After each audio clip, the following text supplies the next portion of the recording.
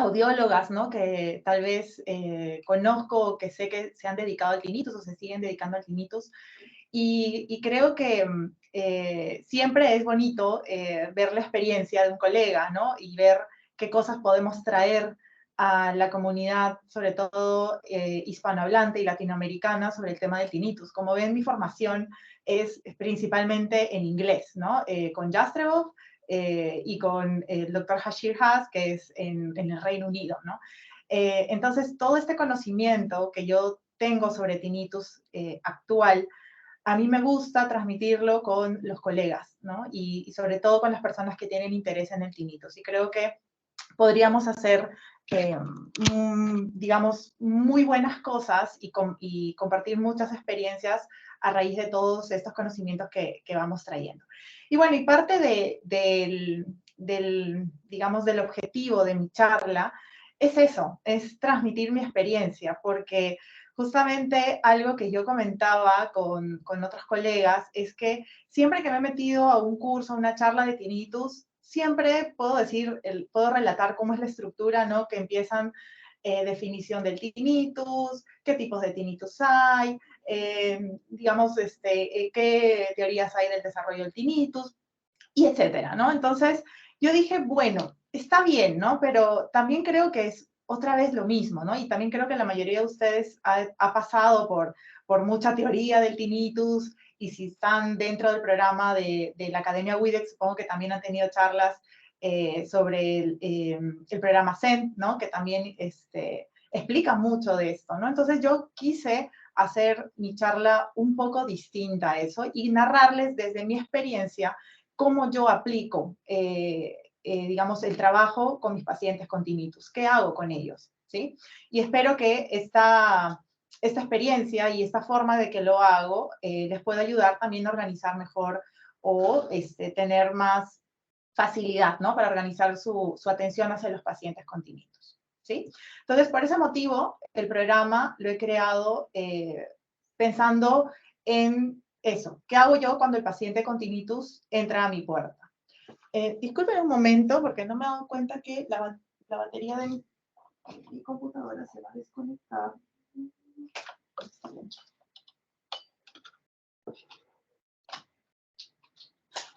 Vale. Listo. Entonces, perdón. Bueno, entonces, ¿cómo es que yo atiendo a mis pacientes con tinnitus? Y en base a eso, he tratado de crear un programa para que les ayude a ustedes tal vez recoger lo que yo puedo aportarles y poder aplicarlo en su práctica diaria, ¿sí? Y es por eso que este primer encuentro vamos a hablar de lo que es la entrevista inicial, que realmente así lo llamo yo, y así es como los pacientes hagan la primera cita conmigo.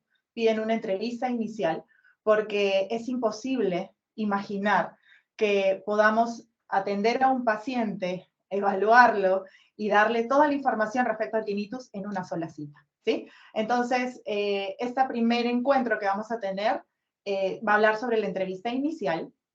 El segundo encuentro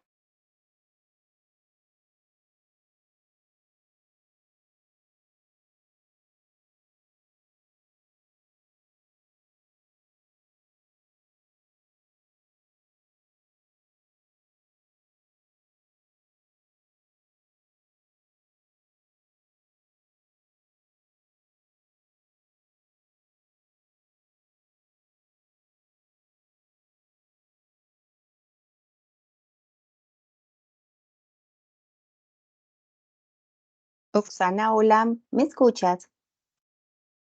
No te escuchamos, estás silenciada.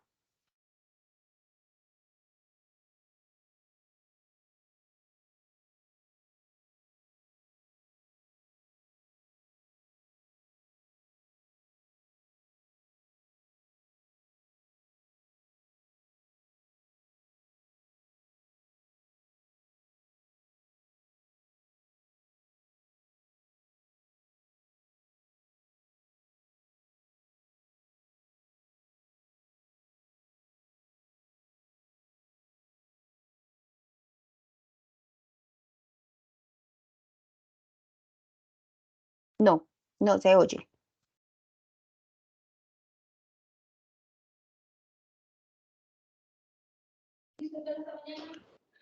¿Ahí me escuchan? Ahí, sí, señora, ya te ¿Sí? escuchamos. Vale, pues nada, Sí, voy a hacerlo sin mis auriculares. Perdón, disculpen. Todavía no ven mi tranquila. pantalla, ¿verdad? Te vemos en cámara, la presentación aún no. Vale, listo. Estábamos aquí, ¿sí? Entonces, Perfecto. bueno, como les decía, otra vez retomando, y perdón todos estos retrasos. La entrevista inicial va a ser una parte fundamental para poder establecer qué puntos vamos a tratar en la consejería. Y la consejería es algo que vamos a hacer desde mi perspectiva, creo que debe ser dada explicando el modelo neurofisiológico, ¿sí? Y luego vamos a también ver cómo podemos involucrar la terapia cognitiva conductual para que el paciente pueda, digamos, tener una vida con tinnitus. Y yo sé que es difícil a veces nosotros como clínicos aceptar eso, ¿no? De que no podemos quitar el problema del paciente, pero muchas veces no lo vamos a conseguir. Pero cómo el paciente puede llevar una vida con tinnitus y llevar una vida plena, una vida tranquila, una vida bien, ¿no? Entonces, eso es el objetivo que yo tengo, que puedan llevarse todo este conocimiento y esta experiencia. Bueno, y espero que podamos también ir conversando. Si surge alguna pregunta, con mucho gusto, no sé si Luisa me puedes ir dando esas preguntas para yo poder ir conversando y respondiendo también mientras voy pasando las diapositivas, ¿vale? Entonces, Sí, señora. vamos con la entrevista inicial, conociendo al paciente con tinnitus. Y antes de empezar esto, yo vi súper necesario poner estas recomendaciones iniciales, porque si bien es cierto, todas aquí, la vocación que tenemos de la audiología, de atender al paciente, de hacerlo sentir mejor, está en nosotras, porque si no, no tendríamos esta profesión, no nos involucraríamos en atender pacientes, ¿no? Pero quiero recalcar que atender pacientes con tinnitus es incluso más allá de lo que es atender a un paciente que solo presenta una hipoacusia, ¿sí? Entonces, estas recomendaciones que las dio Tyler en el año 2006 para mí siguen siendo súper válidas porque es muy importante tener esa característica como profesional. Ser solidario, ser positivo y dar ánimos al paciente siempre va a ser algo que el paciente, así creas que ese día no hiciste mucho, digamos, en cuanto a la terapia, pero el paciente cuando te percibe de esta manera, el paciente ya se siente mejor, ¿sí? Ser percibido como un profesional que sabe también es sumamente importante. Y aquí, obviamente, en estas 3 horas en total que vamos a tener de encuentro, no pretendo que ustedes sepan todo del tinnitus ni que puedan ya sentirse súper seguras, ¿no? Y a mí me pasaba lo mismo. Cuando yo participaba en alguna charla, siempre me quedaba como con sed de saber más, ¿no? Y es por eso justo que me formé sobre esto y leo y me gusta escuchar podcasts. Es decir, me gusta estar actualizada con este tema, ¿sí? Entonces sí hay que ser un profesional que sabe lo que estamos hablando y estar seguros de lo que estamos diciendo, porque el paciente se va a dar cuenta de esto, ¿sí? Es importante también demostrar que uno entiende lo que es el tinnitus, ¿no? Porque sinceramente, y en este tiempo que estoy, digamos, yo llevo ya desde el 2021, ¿sí? Haciendo tinnitus de forma constante, ¿no? A la semana puedo recibir hasta 10 pacientes con tinnitus, ¿no? Entonces, he tenido la experiencia de estos pacientes que han estado con otros profesionales, ya sean otorrinos o otros, bueno, aquí en Perú, el contexto es distinto al de Colombia, aquí no hay muchos audiólogos, ¿no? Pero realmente el paciente siente mucha frustración cuando está ante un profesional que no entiende lo que es tinnitus y no sabe cómo ayudarlo. Y bueno, también puede tocarle a un psicólogo, ¿no? Que tratan por ese medio también y por lo tanto no ven que el psicólogo pueda ayudarles con este tema, porque no entienden lo que es tinnitus. Entonces sí es importante demostrar al paciente que nosotros sabemos que es tinnitus, qué implicaciones tiene, ¿ya? Ahora, brindar un plan de tratamiento claro también va a ser importante porque pues, el paciente está en este momento perdido, está desesperado. ¿Qué va a pasar con mi vida? ¿No? Me han dicho que es algo que no se cura o lo he leído en internet. Entonces, necesito de alguien que me dé la mano, ¿sí? Y de alguien que me oriente y que me diga qué va a pasar conmigo, ¿no? Ser empáticos, pues esto sí, obviamente es una gran característica que hay que tener, y demostrar que nos importa, ¿no?, lo que le sucede al paciente. Entonces, como les dije, sí son características que yo creo que la mayoría de ustedes lo va a tener porque son profesionales que se dedican a sus pacientes y quieren su mejora, pero como les digo, con pacientes con tinnitus hay que dar como que un paso extra, ¿no? Y tener mucho más paciencia con ellos. Ahora, en cuanto digamos, a la atención en sí, ¿no? Yo aquí quería hablar un poquito de pequeños detalles que tal vez a mí nunca me explicaron y que con el tiempo fui entendiendo que sí son muy importantes. Por ejemplo, el ambiente donde atienden al paciente, ¿sí? No sé cómo son, obviamente no sé cómo son los lugares donde ustedes atienden sus consultorios, pero es sumamente, sumamente importante que sea un ambiente privado, ¿sí? En el centro donde yo trabajo tengo un ambiente privado, pero a veces cuando he estado ocupado me ha tocado atender al paciente en un ambiente donde es puras lunas y donde se ve gente pasando. Y créame que no es lo mismo, ¿sí? El paciente no se siente en confianza, no se siente protegido, seguro para poder realmente expresarse y decir todo lo que pasa por su cabeza respecto al tinnitus. Entonces, es importante que cuidemos que el ambiente donde se encuentra el paciente sea un ambiente para él cómodo, seguro, privado, sobre todo, que lo perciba así, ¿ok? Acompañantes, también lo recalco porque estamos muy acostumbrados en el tema de adaptación de audífonos de siempre involucrar a la familia, ¿no? Lógicamente, tenemos que involucrar a la familia en ese proceso. Pero créame que en tinnitus no siempre es así. Y muchas veces me he encontrado con pacientes que son incluso, digamos, jóvenes, no digo, digamos, ya tienen el DNI, digamos, ¿no? Pero todavía son jóvenes, no son tan adultos.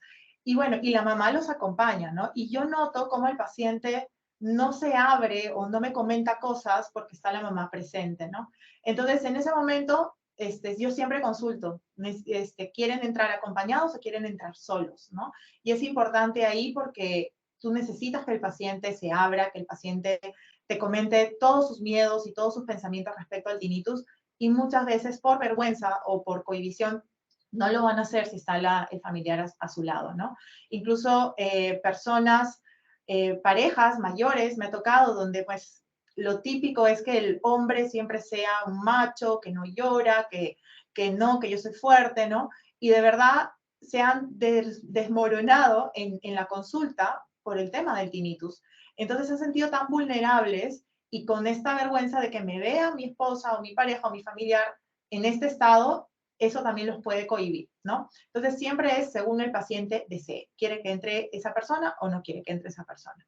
Y por eso mismo, de lo que acabo de comentar, que las personas se desmoronan, tienen que tener pañuelos o tisus, no sé cómo les dicen ahí en Colombia, porque son momentos muy emotivos, ¿sí? El paciente puede estar, lo puedes ver tranquilo y suelto y hablando, pero en algún momento de la entrevista, con alguna pregunta, le va a llegar a la emoción, vas a tocar la fibra que realmente está haciendo que su tinnitus lo perciba como algo molesto y ese paciente en ese momento va a desahogarse, ¿no?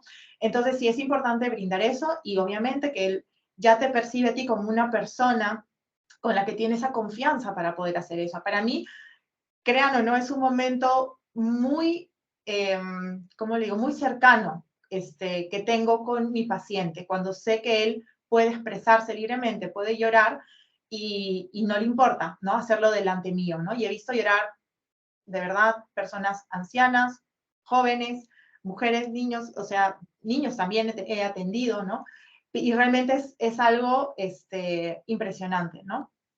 Bueno, una computadora siempre es bueno porque tenemos que en algún momento, ¿no?, de la consejería, que lo vamos a ver en la siguiente sesión, vamos, si queremos, ¿no?, al menos es el método que yo utilizo, hacerles una demostración de los sonidos o incluso a veces me apoyo de ciertas imágenes si es necesario, ¿sí? Pero sí es importante tener esta computadora para poder demostrar siempre esto. Y algo también que van a tener que incorporar o tener en cuenta cuando hagan una consulta con un paciente con tinnitus es que no lo pueden hacer muy corta, ¿no? Yo me pongo por lo menos hora y media de atención con un paciente con tinnitus, porque no se sabe por dónde va a ir la cosa, ¿no? Puede ser que sean pacientes que lleguen y realmente necesitan un empujoncito para poder entender qué es lo que está pasando. Y bueno, chévere, lo conseguiste más rápido, pero hay otros pacientes que les cuesta un poco más, o hay pacientes en los que tienes que dedicarte un poco más de tiempo en resolver, ayudarles a resolver el cuestionario o a determinar ciertas cosas, ¿no? Entonces, el tiempo de consulta va a ser algo que ustedes van a tener que considerar también dentro de su espacio de atención, ¿no? Sobre todo si quieren dedicarse a pacientes que tengan tinnitus, ¿sí? Muy bien, entonces aquí hay un ejemplo, este es el espacio que yo les comenté, es un espacio muy, como ven, cerrado, incluso las paredes son amortiguadas, y de hecho, de cierta manera, me ayuda por el tema de que el paciente ahí es más consciente de su tinnitus, ¿no? Es como que, hola, aquí está mi tinnitus y lo estoy escuchando y me está, todo lo que me provoca esa molestia te la voy a comunicar, ¿no? Porque estoy ahorita muy consciente de eso, ¿no? Entonces, me gusta mucho atender aquí. Como les digo, cuando me toca atender en otro lugar donde hay lunas, sé que no va a ser lo mismo, ¿no? Entonces, preferentemente aquí se hace la atención de pacientes con tinnitus, ¿vale? Muy bien. Entonces, previo al proceso de la entrevista del tinnitus, ¿sí? Hay ciertas cosas y, bueno, factores que vamos a tener que considerar. Primero, la consulta con el otorrino, ¿sí? No sé cómo funciona en Colombia, pero yo supongo que el paciente llega a la audióloga, en la mayoría de casos, ya habiendo pasado por un otorrino. No sé, Luisa, si es así o no, pero bueno, es lo que yo supongo. Aquí en Perú, generalmente es así, y sobre todo teniendo en cuenta los pacientes con tinnitus, obviamente, si tengo un ruido, un sonido que me asusta, me molesta, ¿a quién voy a ir? Al otorrino, ¿no? Es algo súper lógico. Entonces, lo más probable es que el doctor, el otorrino, haya hecho ya evaluaciones, haya descartado, muchos pacientes vienen con un sobre gigante con su resonancia magnética, ¿sí? Ya haya hecho el descarte, digamos, de la sospecha que puede tener de cuál es la causa de ese tinnitus, ¿no? Si sospechaba de un orinoma, si sospechaba, no sé, de un Meniere, si sospechaba de algo vascular, no sé, pero el doctor generalmente ya ha hecho todo lo que ha descartado todo lo que ha podido, llegado a la conclusión de que pues no puedo hacer nada más. Y nosotros somos como que el último vagón del tren, ¿no? El paciente viene cuando ya ha pasado por tanto, por medicación, por diferentes exámenes y nadie le resuelve el tema del tinnitus, ¿no? Entonces, sí es importante determinar qué cosa le ha dicho el doctor. Si es que no ha ido con un otorrino, yo creo que sí es importante siempre que el paciente pase por una consulta con otorrino. Por más que sepamos que ese tinnitus se debe a una pérdida auditiva, no sé, un trauma acústico, pero de todas maneras es importante que el otorrino haga su exploración, haga su valoración, y en ese sentido estamos tranquilos de que no hay ninguna otra causa subyacente que esté provocando este tinnitus, ¿sí? Y luego, la historia clínica audiológica. Van a ver que yo no voy a detallar nada de esto, porque creo que la historia clínica audiológica es algo muy particular de cada centro, ¿no? Y de cada audióloga. Cada uno de ustedes tiene la manera como recoger información sobre los antecedentes audiológicos, ¿no? Entonces, no me pareció conveniente ni siquiera creo que vamos a perder el tiempo si hablaría de eso, ¿no? Pero sí es importante, obviamente, hacer una historia clínica audiológica para saber qué pasa con este paciente, ¿no? A nivel auditivo. Y si es que el paciente en ese momento de la entrevista inicial tiene evaluaciones audiológicas previas, ¿sí? Muchas veces han ido al otorrino, imagínense, 2 años antes de venir a la consulta, ¿no? Y te dicen, no, pero, ¿qué te dijo el otorrino? No, nada, que oigo bien. Ok, ¿tienes alguna evaluación? Sí, me muestran y veo, pues, una caída en agudos, ¿no? Entonces, bien, no oye, ¿sí? Entonces, sí es importante tener esa información de evaluaciones audiológicas previas. Pero también puede pasar que el paciente venga sin nada, ¿sí? Y es ahí donde sí vamos a necesitar orientar al paciente la importancia de hacer evaluaciones audiológicas, ¿vale? Porque también tengan en cuenta, ¿no? El paciente con tinnitus es un paciente que ha buscado en internet, en un montón de lugares, y que le quieren vender la pastilla, y que la cámara hiperbárica, y que este sonido te lo vendo a no sé cuántos dólares y tal. O sea, están llenos de un montón de servicios que les quieren ofrecer para ayudarle con su tinnitus, ¿no? Entonces, aquí se trata siempre de que el paciente tome decisiones informadas y que sepa por qué, cuál es la razón detrás de esta sugerencia, ¿no? Entonces, siempre que vayan a sugerir una evaluación audiológica va a ser de acuerdo a lo que van encontrando y siempre informándole al paciente por qué lo quieren hacer, a qué se debe, ¿no? esa evaluación, ¿ok? Entonces, recordemos que el tinnitus, en el 93% de los casos, siempre va a haber una pérdida auditiva. Así sea, como les dije, una caidita en agudos o un trauma acústico, pero algún grado de dificultad auditiva en alguna frecuencia van a encontrar, ¿sí? Y solamente el 7%, o sea, que es la minoría, van a tener una audiometría normal, ¿sí? Y normal, pongo un asterisco, bueno, realmente hubiera puesto entre comillas, porque normal, sinceramente, hasta ahora no he encontrado una audiometría perfecta, normal, y probablemente no haya pruebas tan finas para encontrar qué está pasando en ese sistema auditivo para realmente encontrar la razón. Pero normal no es normal esa audición, ¿sí? Entonces, ¿qué sugiero ahí siempre? Si es que viene un paciente y tiene una audiometría normal que le muestran, tienen que hacerle siempre audiometrías de altas frecuencias, porque van a encontrar una pérdida escondida, o hacerles los potenciales evocados de productos de distorsión. Yo pongo aquí 12 frecuencias, que son las que nos permiten evaluar, al menos en mi equipo, hasta 10.000 Hz. Entonces, por lo tanto, puedo explorar frecuencias más allá de 8.000 y poder ver cómo está la actividad de las células ciliadas externas, ¿no? Según reporta Jastreboff en toda su investigación, podemos perder hasta un 30% de células ciliadas externas y nuestra audiometría seguiría saliendo normal, ¿sí? Entonces, con las emisiones podemos ver si hay población de células ciliadas que ya no están trabajando bien. No necesariamente les va a parecer que no hay, pero van a poder ver como que hay una caída en su ganancia, digamos, ¿no? O sea, ya no es la misma actividad que había, ¿no? Y eso les va a ayudar mucho, sobre todo para poder hacer la parte de la consejería, ¿no? Y explicar la razón, ¿ok? Entonces, estas son las sugerencias que yo les puedo dar respecto a esto. Perdón, y creo que me falta una diapositiva. Bueno, y haciendo un gran paréntesis, voy a hablar de la acufenometría, porque realmente, como les dije, no me quería detener mucho en pruebas, pero ya que mencioné ciertas pruebas como las autoemisiones y la alta frecuencia, quiero hablar de la acufenometría porque realmente la acufenometría no va a ser necesario hacerlo en todos los pacientes, ¿no? Y lo que sí se podría hacer si es que nos puede sumar al momento de dar una consejería, ¿no?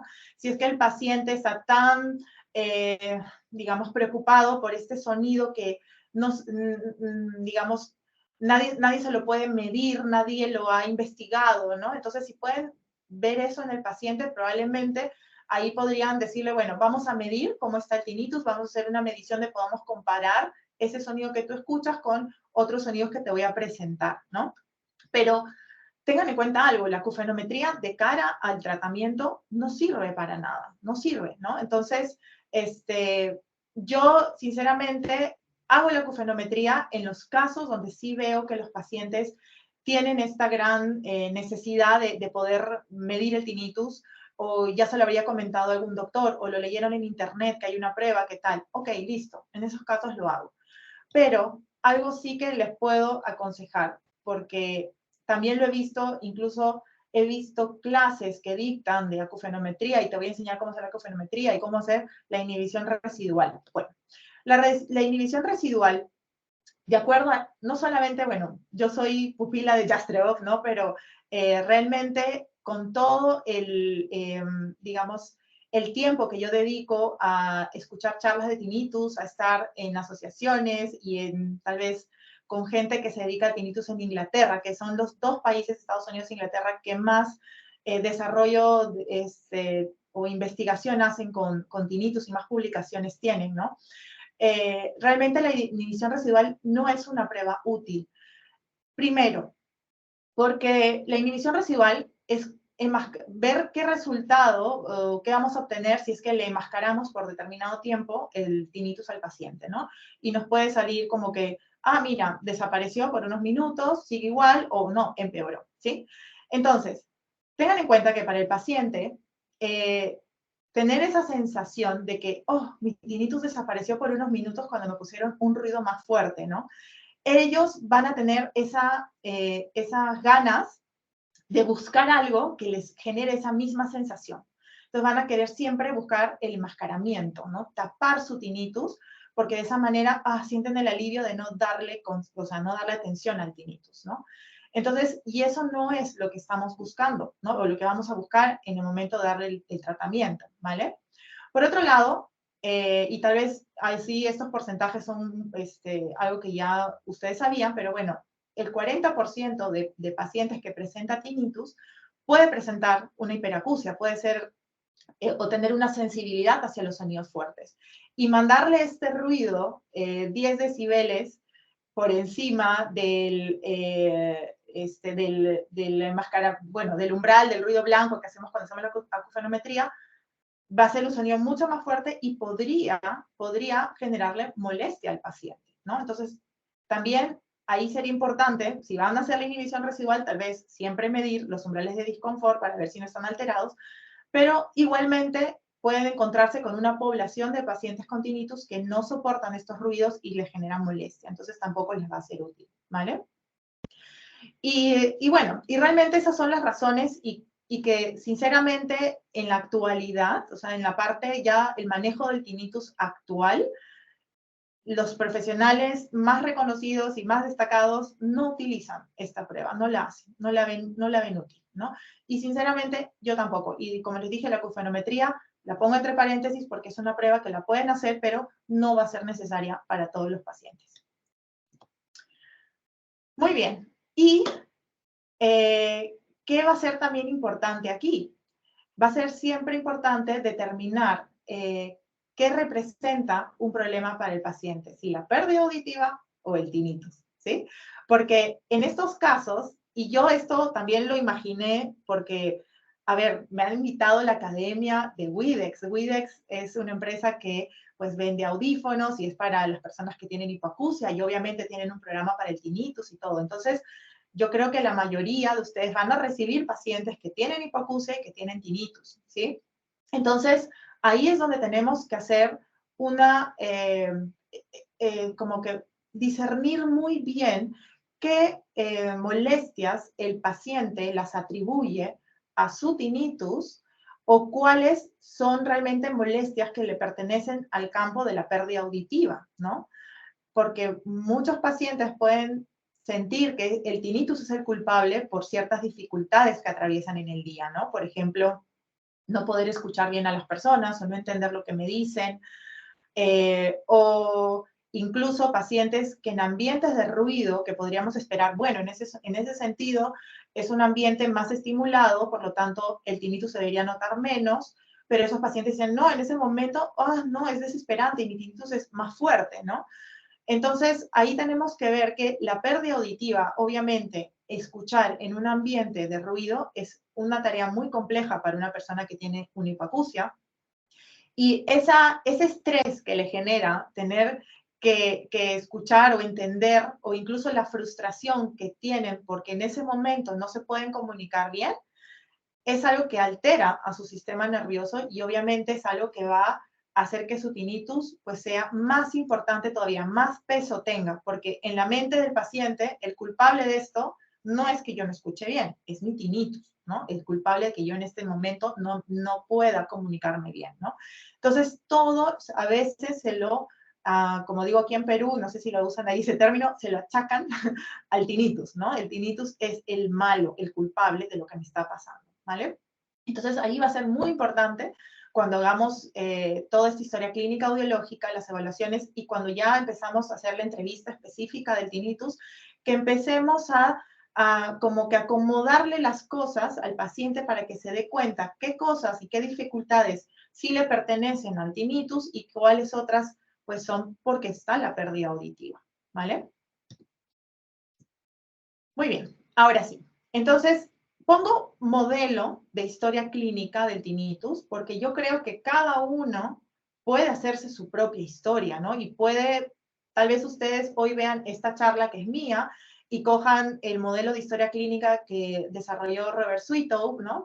Y que ustedes creo que tienen ese material, o vayan otro día a otra charla y vean otra historia clínica y digan, wow, esto me gusta, esto me sirve, perfecto. Y lo pueden hacer y juntar y tener su propia historia clínica para el tinnitus. Esta es la que a mí me sirve, esta es la que a mí me ayuda, la que me da mucha información y es la que uso diariamente, ¿no? Esta es una pequeña parte, pero es esa parte donde yo quiero explicar qué cosas son las que yo indago sobre el tinnitus, ¿no?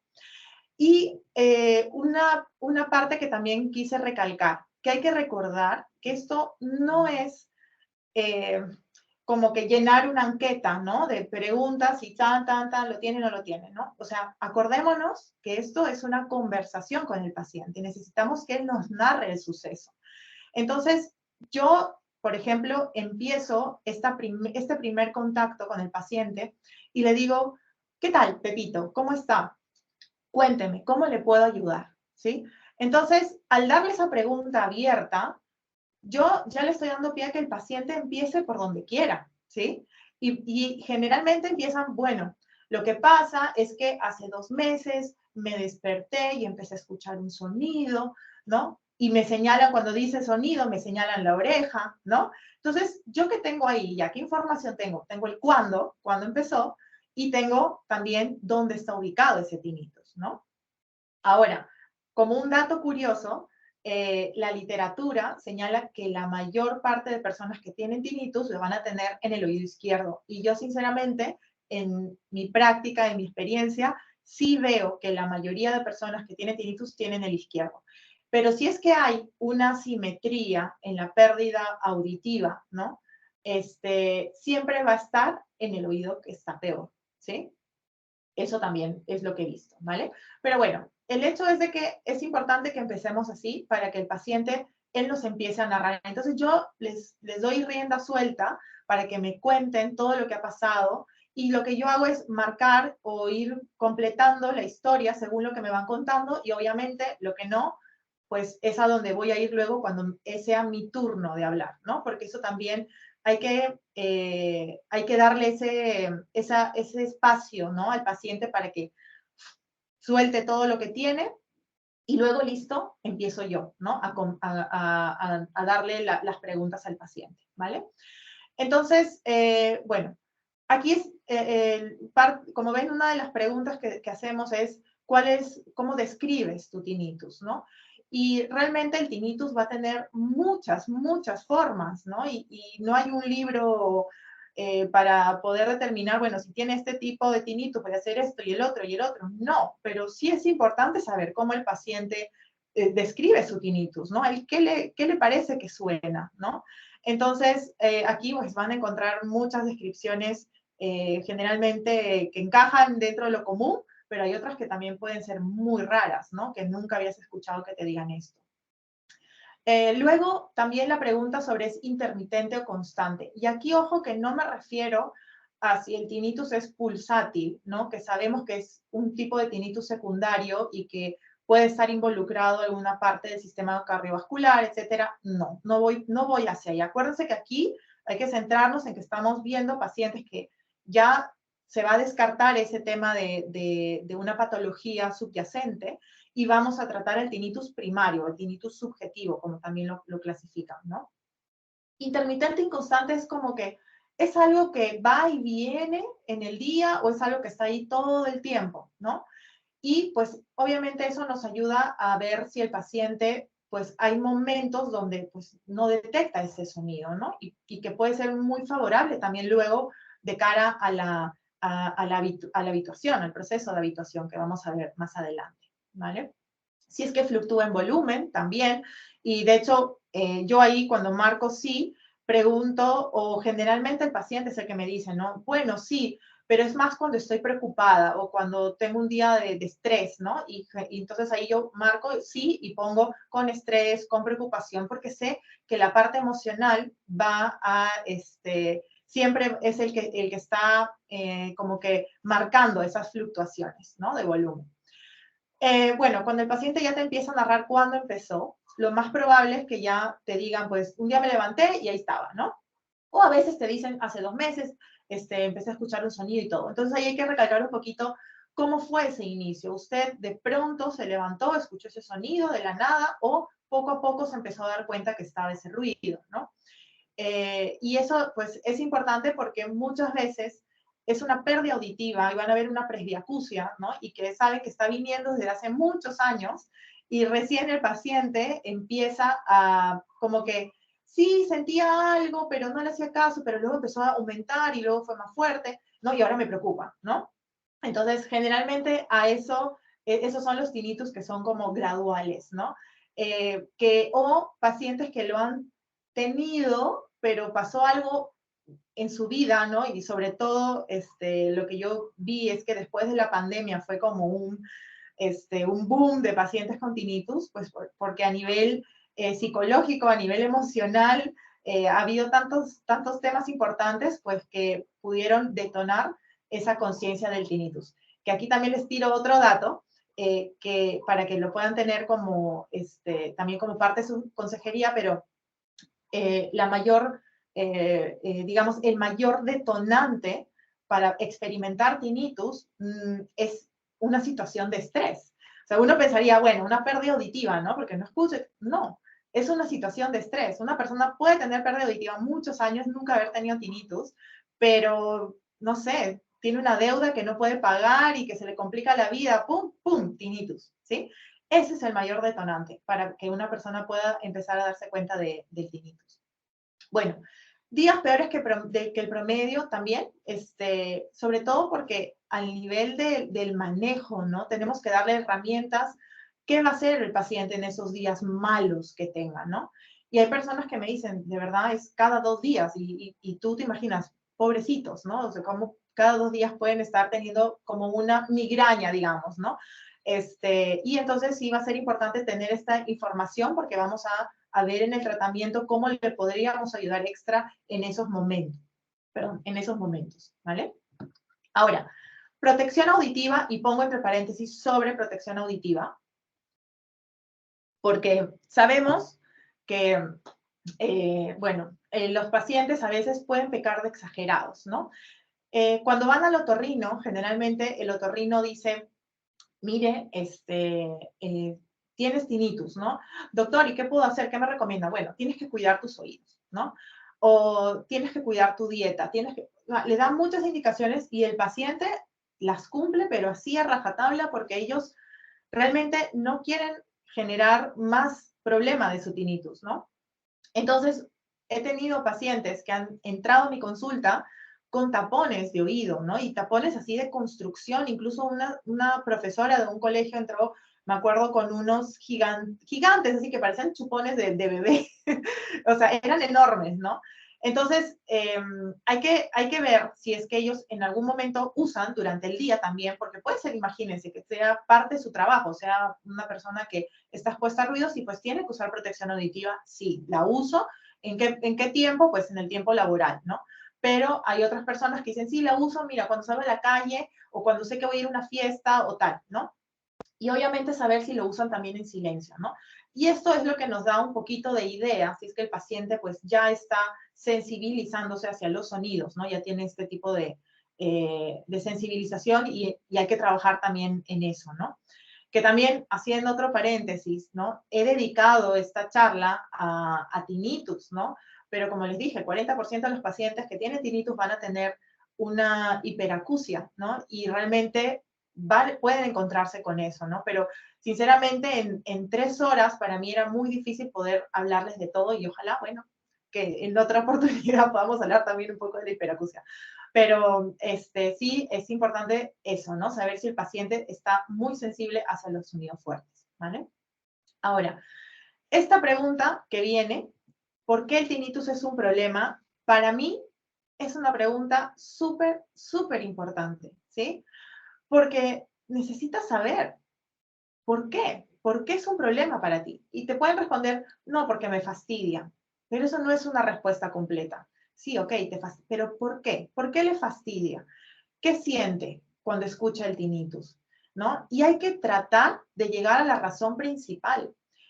Y de verdad, solamente haciendo esta pregunta, yo he podido llegar a la razón donde, listo, me voy a dedicar a explicarle al paciente sobre esta, este mito que él se cree como si fuera la verdad, y me voy a dedicar a explicarle esto, y de verdad el paciente le soluciona el problema, ¿no?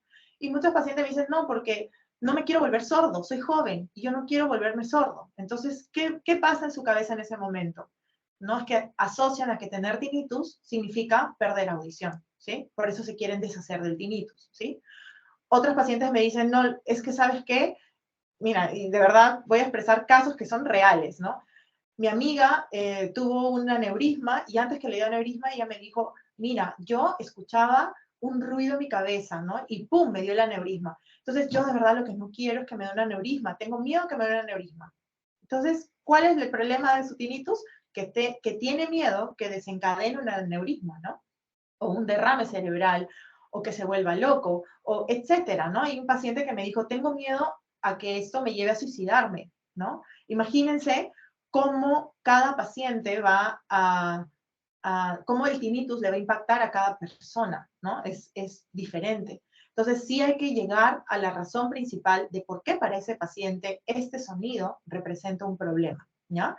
Y obviamente, pues, dentro una relación de mucha confianza con el paciente, ¿no? Para este momento el paciente ya se empieza a abrir, ¿no?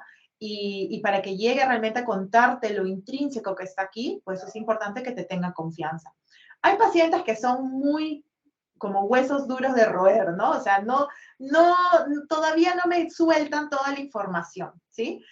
Pero conforme vamos avanzando, sobre todo cuando ya empiezo a explicarles lo que vamos a ver en la segunda clase, cuando ya empiezo a explicarles qué es lo que está pasando, ¿no? En su sistema auditivo, es donde ellos, sinceramente, ya dicen, wow, no, o sea, puedo confiar en ti, te creo, y ahora sí te digo la razón. Es que yo pensaba que, no sé, esto era un signo de que me iba a dar Parkinson, ¿no? O Alzheimer, ¿no? Porque leen en Internet, ¿no? Entonces, bueno, el tema es ese, ¿no? Y les da a veces mucha vergüenza compartir esa razón principal, pero hay que tratar de llegar a eso, ¿ok? Otra parte que también está en mi historia clínica del tinnitus, es la que ven aquí, donde vemos hacemos como una puntuación, digamos, le ponemos un valor de dificultad a aquellas actividades que se han visto, pues, afectadas por ese tinnitus, ¿no? Entonces, siempre digo a mis pacientes, ahora miren, vamos a ver qué actividades de su vida diaria pueden estar siendo comprometidas o actividades que ya están afectadas porque usted está escuchando este sonido, ¿no? Este tinnitus. Entonces les digo, en una escala de 0 a 4, usted me va a decir qué tanto le afecta. Y es importante siempre, porque para nosotros puede parecer lógico, pero hay que siempre darle al paciente la referencia. 0, si usted me dice 0, significa que usted puede hacer esa actividad sin ningún problema y el tinnitus no le interfiere para nada. En cambio, si usted me dice 4, significa que, no, usted imposible que haga esa actividad porque el tinnitus está ahí y le afecta mucho, ¿no? Entonces, en ese sentido, vamos a ir preguntando, como ven ahí, el tema del sueño, no sé si, aquí tengo un punterito, el tema del sueño, ¿sí? Y aquí es donde, como ven, tiene como un pequeño, como decir, unos detalles más que tenemos que indagar aquí. Entonces, cuando a veces me dicen, ¿cuánto le afecta el tinnitus para dormir, no? De 0 a 4. Y me dicen, no, un 3 o un 4. Ok, le digo, pero ¿por qué dice eso? ¿Cuánto tiempo le tarda en quedarse dormido? Y a veces me dicen, bueno, no sé, unos 15 minutos, 20 minutos. Entonces, bueno, obviamente no le pongo esa cara al paciente, ¿no? Pero eso no es como que un tiempo largo para quedarse dormido. Sin embargo, hay pacientes que me pueden decir, no sé, tardo 2 horas en quedarme dormido, porque este ruido no me deja relajarme y dormir. Me está ahí en la noche y me está fastidiando y no me puedo dormir, ¿no? Luego también hay que preguntar sobre los despertares durante la noche, ¿no? Generalmente si es persona mayor, siempre te va a decir, pues sí, me despierto para ir al baño tantas veces, ¿no? Y ahí preguntar si es que cuando se despierta, escucha el tinnitus y si lo oye, puede volverse a dormir fácilmente. O nuevamente está tardando en quedarse dormido después de haberse despertado, por ejemplo, para ir al baño, ¿no? Y de verdad que hasta ahora ningún paciente me ha dicho que se despierta por el tinnitus, ¿no? Generalmente se despiertan por otra cosa y claro, cuando ya se despiertan, su consciente se activa, es donde empiezan a darle atención al tinnitus y lo empiezan a escuchar, ¿sí? Pero ahí también hay que tratar de indagar eso y ver bien el detalle. Si es que el paciente cree, siente que él se despierta porque empezó a zumbar y eso lo despertó, o porque se despertó por otra cosa y obviamente empezó a ser consciente del tinnitus, ¿sí? ¿Y cuántas horas está durmiendo? ¿Ya?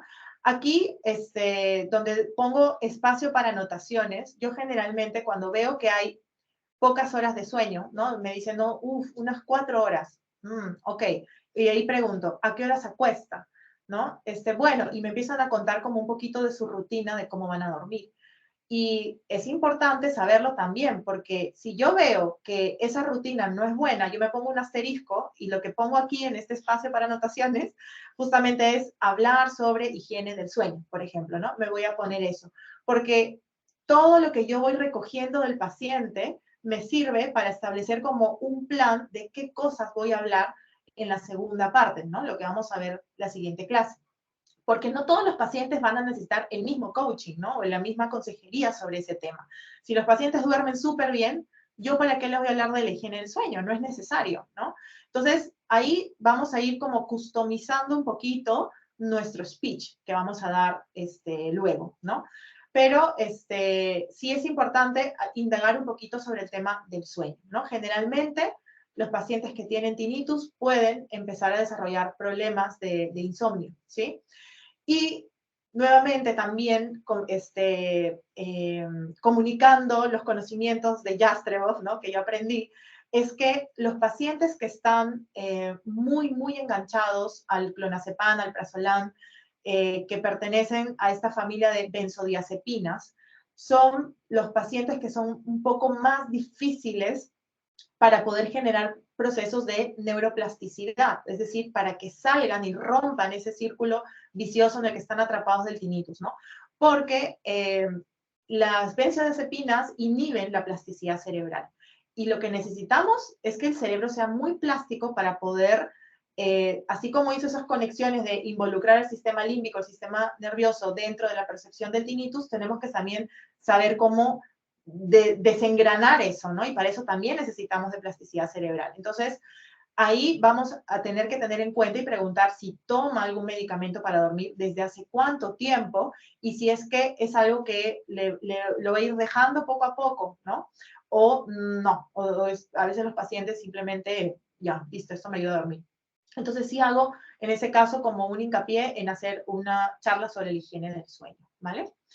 Bueno, luego otras situaciones como restaurantes, ¿sí? De 0 a 4, cuánto te afecta en el trabajo, en tu concentración, en la vida social también, ¿no? Porque también es importante saber yo creo que desde que hago estas preguntas, ya me imagino cómo va a salir. Yo utilizo como cuestionario el THI, pero tal vez si utilizan otro, también está bien, ¿no? Pero a lo que me refiero es que yo ya sé cómo va a salir más o menos ese THI, ¿no? Cómo me va a puntuar en ciertas preguntas, por ejemplo, ¿no?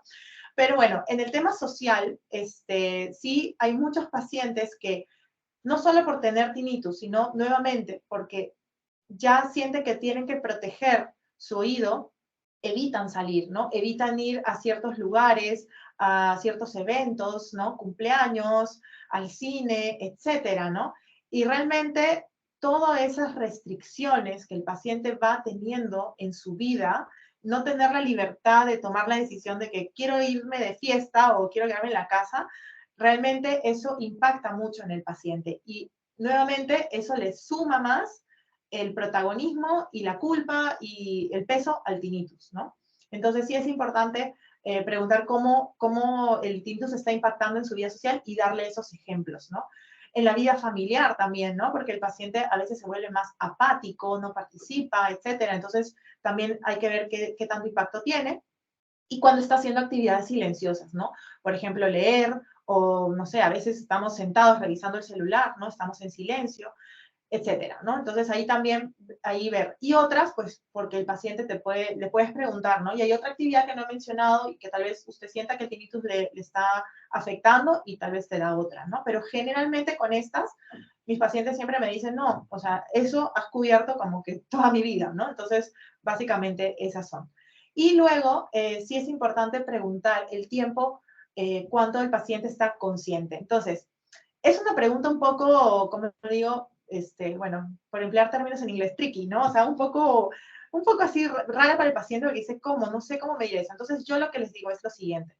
Desde que usted se levanta hasta que usted se acuesta, que es el 100% de su día, ¿en qué porcentaje usted sabe que está ahí el sonido, el tinnitus, y en qué porcentaje no? Digamos, usted se levanta y todo el día escucha el tinnitus, todo el día, desde que se levanta hasta que se acuesta, sería el 100%.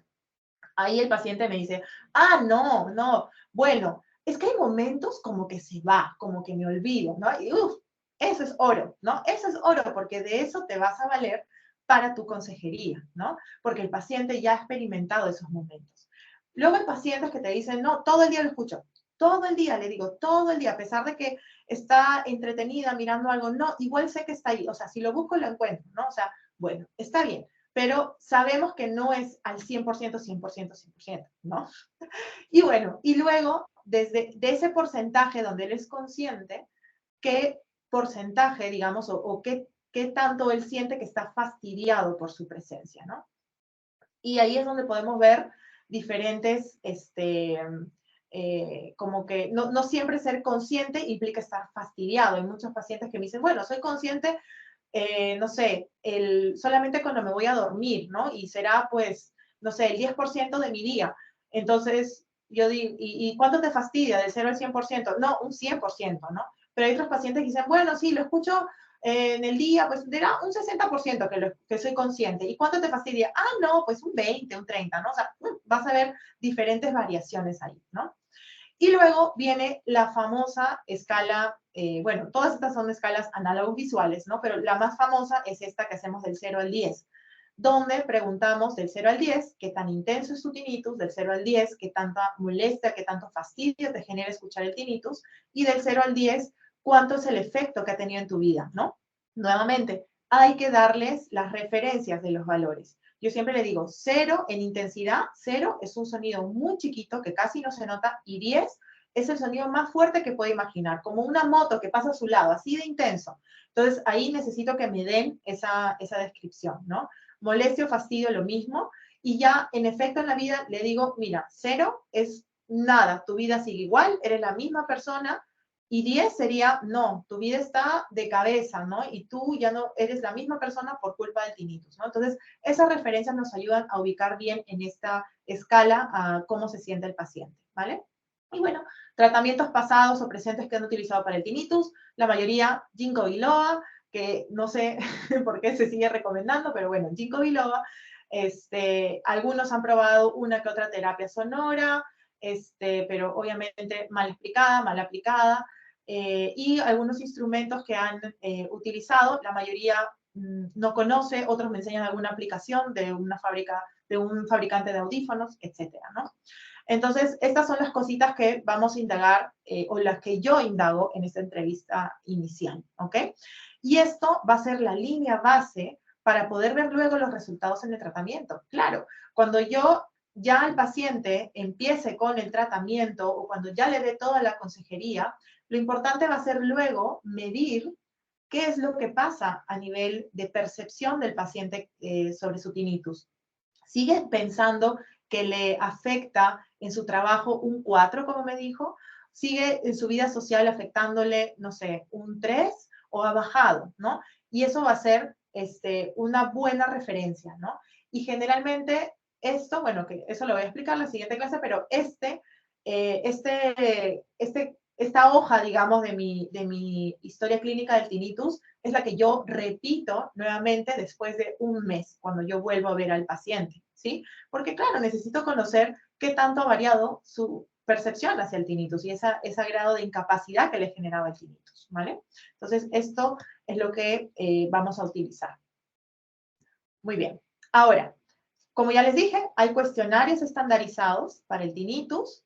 Ustedes siéntanse la libertad de usar el que más les guste, más le acomode, ¿no? Son cuestionarios que son validados, están estudiados, ¿no? Entonces, les van a servir, sí, les van a servir para poder establecer, pues eso, ¿no? ¿Qué tanto le está afectando el paciente al tinnitus? ¿Qué grado de afectación tiene? Y bueno, no voy a entrar mucho en esto porque creo que esto ya es preferencia de cada profesional qué cuestionario quieren usar. Yo, como les dije, utilizo el THI, ¿vale? Ahora, como comorbilidades psicológicas. Y esto es algo que aprendí a raíz de mi entrenamiento en la terapia cognitivo-conductual para el tinnitus, ¿no? Y es que creo que se hace muy importante hacer un screening, ¿sí? No diagnóstico, pero sí screening, si es que hay algo psicológico que también está participando en la molestia del tinnitus, ¿no? Sabemos que también puede haber una participación del tema muscular, por ejemplo, ¿no? O del tema metabólico, etcétera, ¿no? Pero la parte psicológica es súper importante saber con quién, o sea, con qué paciente nos estamos enfrentando. ¿Tiene un grado de ansiedad muy alto o ya está con una depresión, ¿no? Bastante fuerte? Los problemas de insomnio, o sea, son tan grandes que, sinceramente, yo como profesional, como audiólogo, no voy a poder tratar eso, ¿no? Pero sí necesito saber derivar al paciente, ¿no? Entonces, estos cuestionarios son de screening, ¿sí? Y realmente yo no tengo acceso a todos, pero al cual sí uso es el PHQ para medir el tema de la depresión, porque tuve que pedirle a una amiga psicóloga que me dé esto, ¿no? Porque generalmente son a veces cuestionarios que tienen costo, ¿no?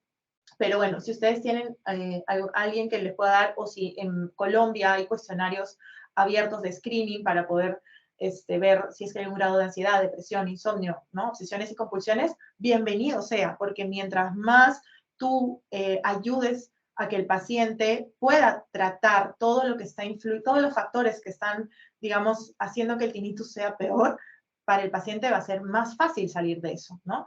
Tú puedes desgastarte hablando del tinnitus y aconsejando el tinnitus, pero el grado de ansiedad de ese paciente es tan fuerte, tan grande, que tú no puedes contra eso, ¿no? Y por más que te desgastes, no vas a conseguir nada, ¿no? Y ahí va a ser importante que otro profesional también participe de su proceso de tratamiento, ¿no?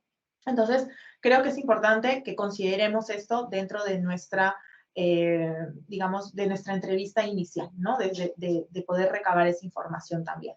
Y ojo que no todos los pacientes que tengan estos síntomas van a ser diagnosticados con ansiedad o depresión, ¿vale?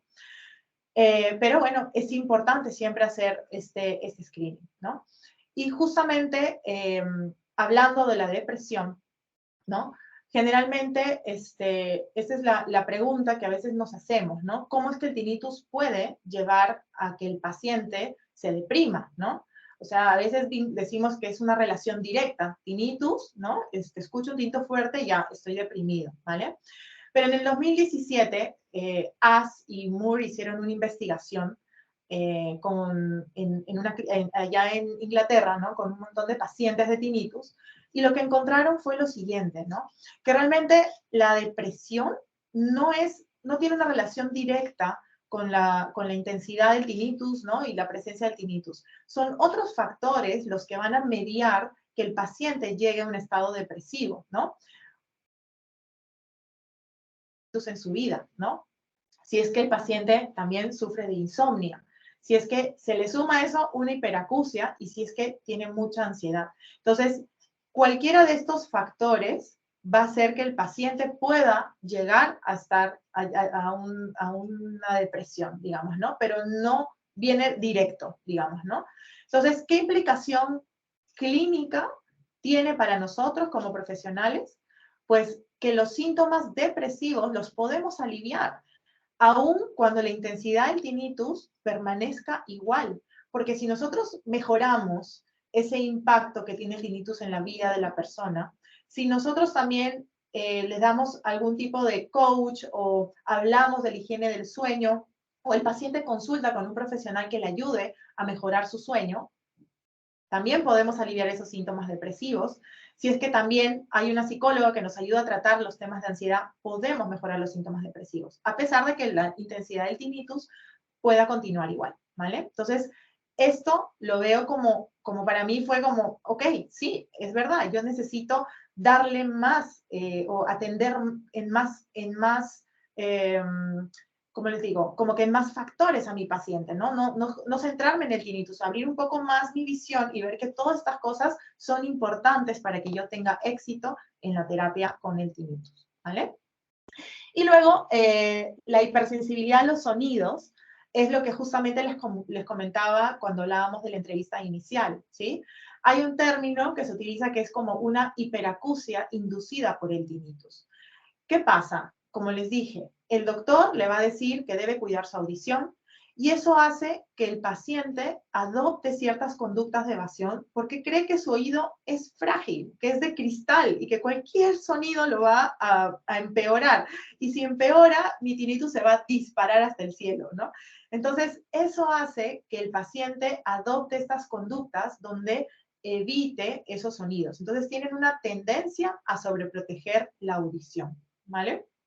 Y obviamente eso es contraproducente, porque al hacer eso se están sensibilizando mucho hacia los sonidos ambientales, ¿sí? Y es ahí donde pueden presentarse estos, digamos, se pueden reportar que por culpa del tinnitus no puedo conversar en situaciones de ruido, ay no, y en ese momento mi tinnitus se pone más fuerte, ¿no? Y nuevamente digo, supuestamente en ese momento el tinnitus debería como enmascararse, ¿no?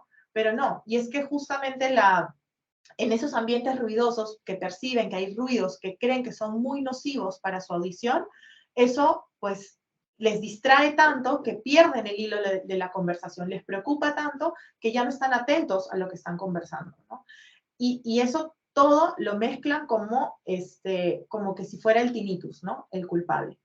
Yo, de hecho, a ver, cuando yo me formé con Jastreboff, lo que te decía Jastreboff era lo siguiente. Ustedes tienen que seguir la TRT así, de pie a cabeza, ¿no? O sea, todo tal cual yo lo digo, para que puedan tener éxito, ¿sí? Y luego escuché de otro profesional que también le preguntaron sobre Jastreboff y lo que decía él es lo siguiente. Jastreboff lo que te da es la receta de cómo hacer un plato de comida. Es decir, si yo no sé cocinar y yo leo esta receta y la sigo de así, letra por letra, todo lo que me dice, voy a llegar al éxito, ¿sí? Porque he seguido así, a pie de la letra, toda la receta, ¿no? Pero cuando tú ya empiezas a cocinar más seguido, ya te atreves a experimentar, ¿no? Y ya te atreves a poner tu sazón y yo le pongo esto y lo otro. Entonces, algo así pasa ahora creo que conmigo, ¿no? Después de haber practicado la TRT así, muy rígidamente, digamos, con mis pacientes, me he dado cuenta que me sirve mucho aplicar otros temas. Y es por eso que también me especialicé en la terapia cognitivo-conductual, ¿no? Porque me ayuda mucho digamos, a cerrar el círculo con ciertos pacientes, ¿no? Entonces, aquí en este tema de los ambientes ruidosos y el ruido, y cuando veo pacientes que están con tapones de oído, yo lo que les recomiendo mucho son no tapones, sino filtros, ¿no? Porque estoy tratando de desensibilizarlos poco a poco. Entonces no le puedo decir, no, listo, quítate ese tapón, no lo uses más. No, pues el paciente no va a salir de su casa, ¿no? Pero si le digo, mira, hay ciertos filtros que lo que hacen es atenuar ciertas frecuencias que pueden ser nocivas, pero dejan pasar otras, no están tapando tu oído por completo como un tapón, ¿no? Entonces, también me ayuda un poco a desensibilizarlos, ¿sí? Bueno, y eso es lo que yo como que he preferido hacer antes de decirle al paciente, no, no puedo usar ningún tapón, ¿sí? Pero también le doy mucha consejería respecto a eso, cómo él mismo se está sensibilizando hacia estos sonidos fuertes, ¿vale? Muy bien. Y he decidido en cada módulo poner como una parte final de como preguntas frecuentes que nos suelen hacer los pacientes. Si es que dedicar todo un módulo a poner todas las preguntas, tal vez nos demoraríamos mucho, pero creo que en cada módulo voy a empezar a poner como que un poquito esas preguntas y ojalá que les sirva porque si vienen pacientes y si les hacen estas preguntas, pues van a saber cómo tal vez atender, ¿no? a estas consultas. Entonces, ¿por qué no hay cura para el tinnitus? ¿No? Que es algo que también los pacientes nos preguntan, pero ¿por qué? ¿Por qué? ¿No? No, no puede ser. Es que yo me duele la cabeza, me tomo un ibuprofeno y se me pasa el dolor de cabeza. ¿Por qué no puedo hacer lo mismo con el tinnitus? ¿No? Es lo típico que me dicen los pacientes. Bueno, y las razones son las siguientes. La investigación, aunque no podamos creerlo en esta era, en esta época, pero aún la investigación sobre el tinnitus es insuficiente. Claro, hay un montón de evidencia clínica sobre los tratamientos, pero todavía investigar o saber cómo arrancar de cuajo ese tinnitus en un paciente no existe todavía, ¿no? Entonces, no hay suficiente investigación para poder darle una cura al tinnitus, ¿sí? Por otro lado, no hay una definición clara a veces del tinnitus. Los pacientes no todos sienten igual el tinnitus. Y algunos los pueden percibir por atrás, por la cabeza, no sé, tienen diferentes percepciones y claramente no es siempre en todos un pitido, ¿sí? Entonces, pues también eso dificulta mucho encontrar una cura para todo, ¿sí?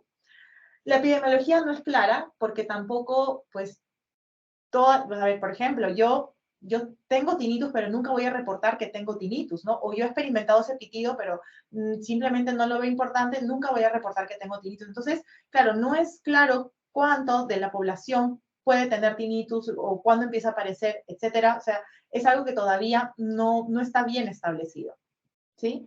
Los mecanismos de generación no son claros, ¿no? Cada vez hay más evidencia que tiende hacia la teoría, ¿no? De la hiperactividad que ocurre a nivel del sistema auditivo, pero realmente no hay un mecanismo claro que digamos, aquí ocurrió el problema, ¿no? Como, no sé, podemos decir, pues, el desgaste de las células ciliadas puede generar una pérdida auditiva, eso está claro, pero no podemos encontrar claramente qué es lo que está generando el tinnitus, ¿vale?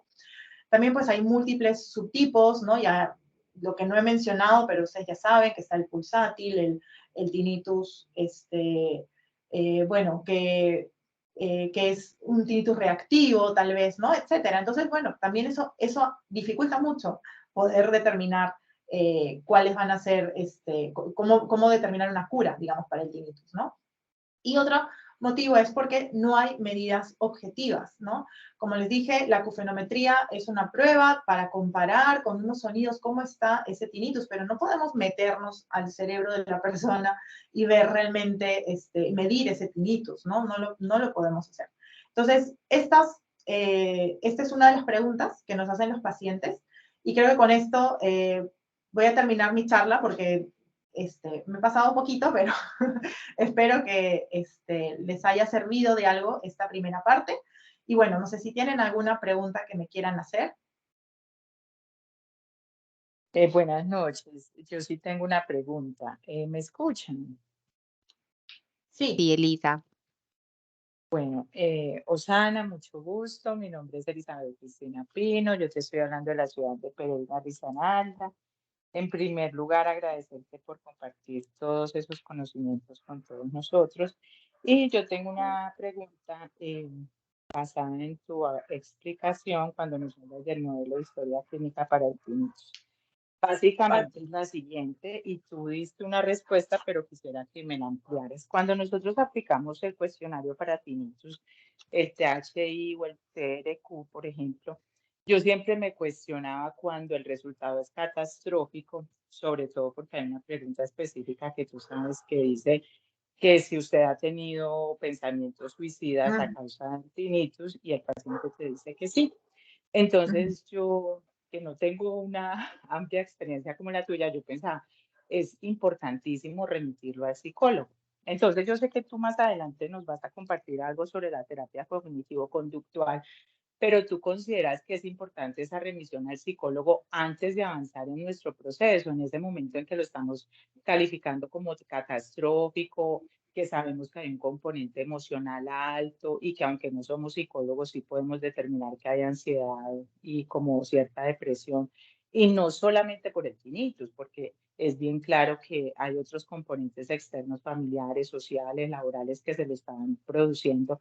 En ese momento deberíamos hacer esa remisión al psicólogo antes de continuar nuestro proceso, que pues más adelante tú nos vas a compartir. pero sí quisiera saber cómo en qué momento es tan importante involucrar este otro profesional.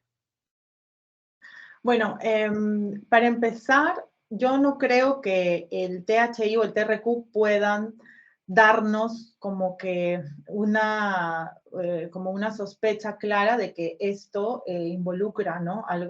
Un tratamiento psicológico. Y por eso es que creo que ahí sería necesario hacer un screening adicional con otros cuestionarios sí que están enfocados en ver esto, ¿no? De hecho, hay cuestionarios también para pensamientos suicidas, ¿no? Que no lo puse aquí, pero no creo que con eso, solamente con el THI podamos determinar, listo, este paciente se va a matar, ¿no? Ahora, algo que sí no lo mencioné, pero muchas veces, si no la mayoría de veces, yo lleno el cuestionario junto con el paciente, ¿sí? Y sé que, pues, lo que siempre dicen es que el paciente ya venga con el cuestionario lleno, pero lo que pasa es que me he encontrado con diferentes pacientes de diferentes, digamos, niveles educativos, ¿no? Y hay pacientes que realmente no comprenden la pregunta.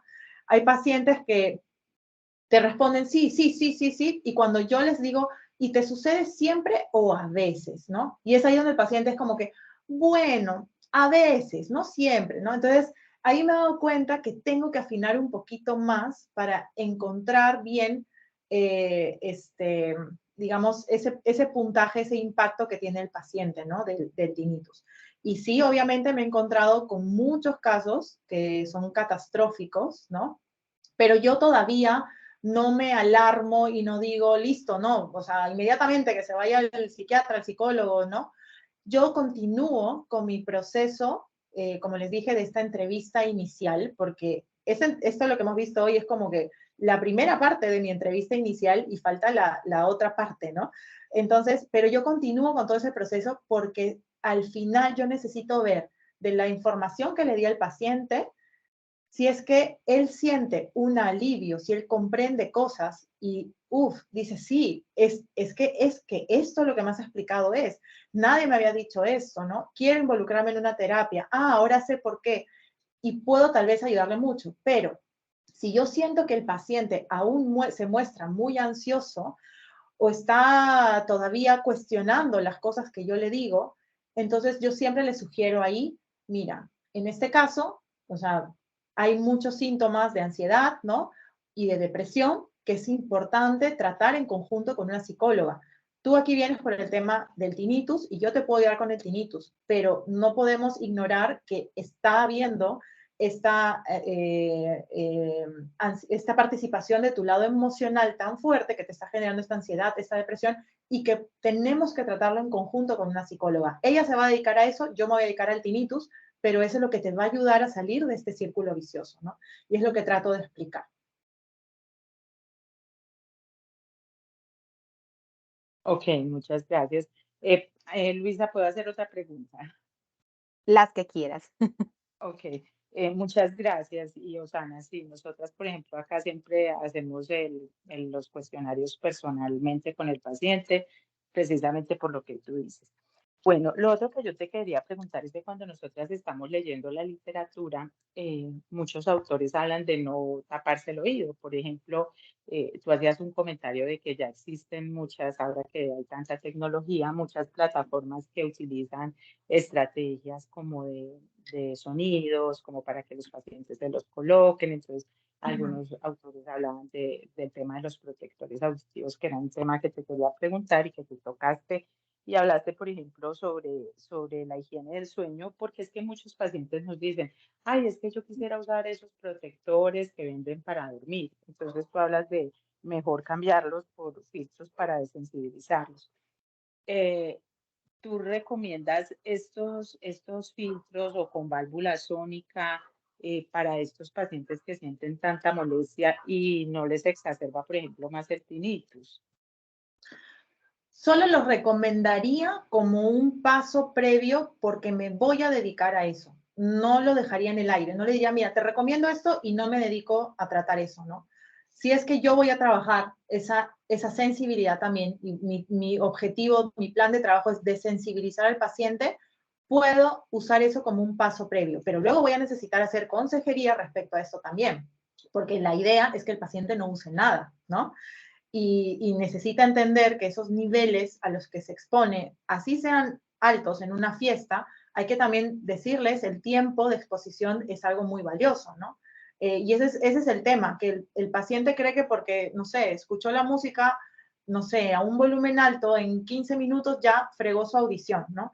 Y ahí es donde hay que dedicarnos también a darle esa noción de cuánto tiempo es que y a qué intensidad puede ser nocivo. Incluso a veces les recomiendo, mira, descárgate un sonómetro para que tú estés tranquilo de que ese sonido pues está dentro del rango permitido o sabes cuánto tiempo vas a estar. A no ser que sea un paciente que pues realmente he tenido pacientes que han sido barmans, ¿no? Que trabajan en discotecas. Y ahí sí les digo, no, pues tienes que usar protección auditiva y sí les recomiendo estos filtros, ¿no? Ahora, sí, tapar el oído, por ejemplo, no es bueno y por eso la terapia sonora yo nunca la recomiendo con auriculares, ¿no? A veces se quieren poner estos auriculares del celular, ¿no? O estos de copa, ¿no? También se los quieren poner y no, o sea, para dormir, si voy a usar la terapia sonora para llevar un proceso de habitación en la noche, a través de parlantes, ¿no? Y por eso la próxima sesión les voy a mostrar qué utilizo yo y qué páginas me gusta mostrarle al paciente, porque tampoco dirijo a que compre algo, no, pero sí les explico la razón y les doy alternativas de qué cosa existe en el mercado para poder ayudarles a eso, ¿no? Bueno, Sana, muchas gracias, muy amable. De nada. Oxana, tenemos por acá una pregunta que dejaron en el chat y ¿es recomendable Q10 coenzima antioxidante? Esto envía el otorrino para tinnitus. Bueno, mire, sinceramente, en el tema, como dije, de medicamentos, en el tema de vitaminas, hay un artículo muy interesante que se llama Medicamentos para el tinnitus, mucho ruido, pocas nueces, ¿no? Porque realmente lo que señala la evidencia es que no hay una medicación que le vaya, sinceramente, a darle esa ayuda al paciente, ¿no? Yo no sé, no soy médico, yo no puedo recetar medicación, ¿no? Y obviamente los doctores que van a recetar van a tener sus razones y sus estudios detrás de por qué estoy recetando esto, ¿no? Y lo entiendo. Pero a la larga pueden pasar dos cosas, o puede ser un efecto placebo para el paciente, o sinceramente no hacerle ningún efecto. Y eso es lo que una vez no discutimos, pero conversamos en una charla con otorrinos, ¿no? Y es el hecho de que el doctor mande una receta para el tinnitus y cuando no funciona, eso exacerba más la molestia del tinnitus, porque el paciente siente que ha hecho lo que el doctor le ha recomendado y no le ha funcionado, entonces mi tinnitus es lo peor que existe en esta vida porque no se cura con lo que me ha dado el doctor. Entonces puede ser un arma de doble filo, ¿no? Entonces, bajo mi conocimiento y lo que actualmente se publica, es que no hay una medicina para el tinnitus, ¿no? Entonces, si recomiendo una sobre otra, no, pero cada médico creo que tendrá esa razón y ese motivo y ese conocimiento detrás para poder recetarlo, ¿no? Listo, bueno, acá en el chat no tengo más preguntas, solamente comentarios de agradecimiento. Oxana dice muchas gracias por la información, excelente, excelente tema, muchas gracias. No sé si de pronto alguna otra persona que está dentro de los participantes quiere abrir sus micrófonos, hacer otra pregunta o podemos dar por terminada la sesión del día de hoy.